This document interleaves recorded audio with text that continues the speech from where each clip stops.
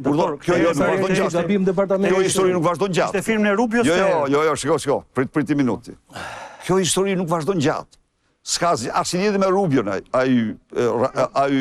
raport. Të hershëm. Jo, ato është një vazhdimsi praktike tjera, ska asnjë lidhje me të. Asnjë lidhje. Janë një praktikë zyrat që vazhdojnë, zyrat që bëjnë raportin për këto tjetër punë. Por një minutë. Kjo histori nuk do vazhdoj gjatë.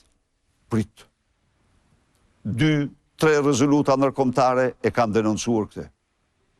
Dhe të garantoj që ato njëra për tyre janë 17 apo 18 qeverit qendrës djathtë. Tjetra është europiane, tjetra është botërore, 2 janë botërore. E kanë denoncuar këtë drejtësi. Këtë krah politik, jo drejtësi. Së dyti, mos u ngutni. Mos pranoni gjëra që kur nuk mund të pranohen, se janë një gjë më madhe. Po kur një prokuror kontrollon gjykatën e di çfarë thotë, ti s'ke më gjykata. Nuk ke më gjykata. Ke vetëm prokurori. S'ka qenë as në diktaturë kështu. Nuk e kontrollon të prokurori, e kontrollon sigurimi, po. Prandaj dhe kjo ju do të sot unë isha me këto, me dhomat e tregtisë, çfarë më thanë? Të gjitha gjyqet i fiton qeveria. Çka? I fiton qeveria gjyqet. Ka një tregues këtu.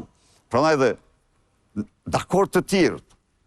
Por ne që i dim gjërat, ne kemi detyrën t'i themi të vërtetat. Dhe duke i thënë të vërtetat, ne sqarojmë dhe të tjerët. Tani, Zoti Berisha është praktikisht është në konflikt me drejtsinë. Dhe sa herë ka ndodhur që Zoti Berisha ka qenë në konflikt me drejtsinë, ka pasur një sulm frontal ndaj personazheve që kanë përfaqësuar këtë drejtësi. Megjithëse kanë kaluar 14 vjet, është i freskët edhe sot e kësaj dite në memorien e njerëzve, se cili ishte sulmi që bëri Zoti Berisha ndaj prokurores përgjithshme të asaj periudhe, zonjës Sina Rama. Në periudhën që Zoti Berisha ka qenë kryeministër, janë ndruar 4 prokurorë në këtë vend. Një nga premtimet që socialistët fituan në 2013 ishte pikërisht edhe reforma në drejtësi, sepse njerëzit në atë kohë nuk merrnin drejtësi. Zoti Berisha tha që drejtësia në atë kohë ka qenë shumë e mirë se sa tani. Zoti Berisha tha që korrupsioni është luftuar në atë kohë, ndërkohë që iku qeveria e Partisë Demokratike si një qeveri si e korruptuar. Dhe sot e kësaj dite nuk është e vërtet që nuk janë në hetim ish ministra të Zotit Berisha të asaj periudhe. Përmendëm Zotin Mediu, po përmendim dhe Zotin Noka gjithashtu, i cili është në hetim nga SPAK-u në lidhje me aferën e pasaportave. Problemi i Zotit Berisha është që për sa kohë flet për dosje e imagjinon SPAK-un, mendoj unë, si një, le të themi, ekzekutues i dosjeve për cilat flet Zoti Berisha. Dhe kur flitet për dosje të cilat janë për Zotin Berisha apo për bashkëpunëtorët e tij, SPAK-u është politik. Kjo është, le të themi, si thuaç, konflikti që ka brenda për brenda qëndrimit politik tuaj Zoti Berisha në lidhje me SPAK-un. Sepse do të ishte fare normale një njeri si ju, i cili ka qenë president, ka qenë kryeministër 2 herë, ka qenë kryetari i opozitës de facto dhe de jure gjithashtu që nga viti 91 e deri më sot.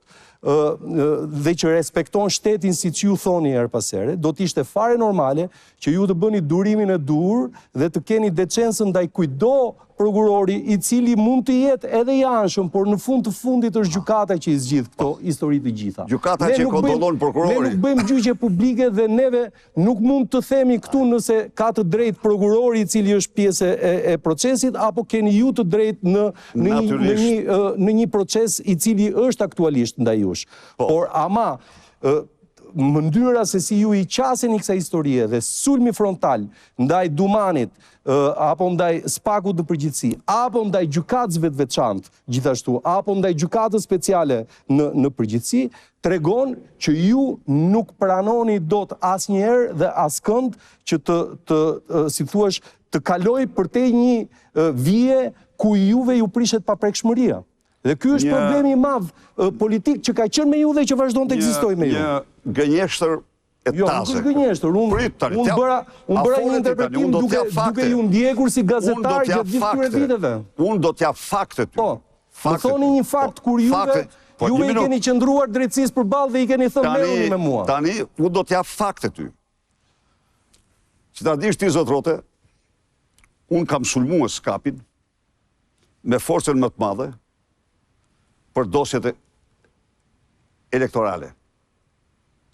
Sepse, për ata të cilët besojnë në demokraci, besojnë se rotacionin duhet ta përcaktojnë qytetarët, amnistimi i krimit elektoral është akt madhor, është krim madhor kushtetues. Dhe unë sulmin këtyre, ky zotëria që shef këtu ti, me 3-4 apartamente, ky ka qenë kryetar task force. Dhe ky e di shumë mirë, më mirë se kushdo. Ju e keni vënë. Që ato që dhe thoni ju keni mburë atëherë. Një minutë tani. Që ato që thoni ju s'qëndrojnë kurrë. Sepse ai ka pas mbështetjen më të fuqishme në luftën kundër korrupsionit. Po, për sa kohë nuk erdhi tek juve. Të lutem një minutë. Por unë jam opozit. Politika e asgjësimit personalitetit është vazhdueshmëri. Në qoftë se amnistohet krimi elektoral. A e diti sot që këta thonë po e ndjekim? Bandat e Shkodrës, Bajrët, Plumgjoka nga Burgu, Bahriu, me kërë është tjetër, me Safetin dhe atë tjetërin nga Burgu, Enveri dhe Iliri nga Dobraçi, Suelçela nga Elbasani. Se ju pëlqen të mashtroni vetën, ju mund të mashtroni. Doktor, a i ka shpallur në kërkima ja ta? Qa mund të bëjmë shumë prokuroria? Ata janë në shtëpi shtoshë mirë dhe dalin çdo ditë. Dhe drekojnë e darkojnë në për lokale. Dhe drekojnë e darkojnë me vanjushdakon. Po faji këti me gysa gasi, një minutë. Jo, sigurisht, ka ndjekë, a i ka përgjithësi të plot. Se ka ndjekë, ka sistem ndjekë, apo jo. Po a i si prek, nuk i prek ata, apo jo. Si prek se janë ushtarët e Edi Ramës. Prandaj dhe Sali Berisha ka fillu sulmin kundër tij, s'është fare vërtet. Po, ka i moment aty, ja kam bë publike. Unë s'mund pajtohem kur me amnistin e krimit elektoral. Por kur ky mendoj se me dosjen e klubit Partizani mund të më ndikonte, ky tregoj vete një hiç, një hiç bir hiçi. Ky u tregua se çfarë është pastaj. Dhe natyrisht